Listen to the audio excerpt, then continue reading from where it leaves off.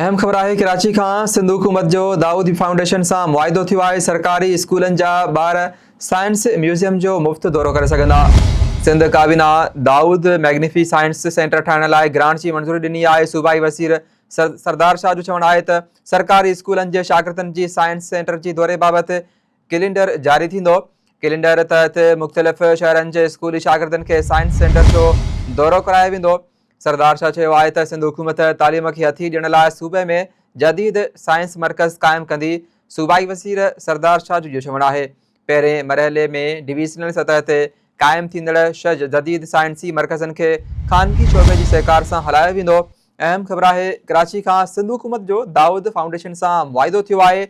सरकारी स्कूलनि जा ॿार साइंस म्यूज़ियम जो मुफ़्त दौरो करे सघंदा, जॾहिं त सिंध काबीना दाऊद मैग्निफी साइंस सेंटर ठाहिण लाइ ग्रांट जी मंज़ूरी ॾिनी आहे।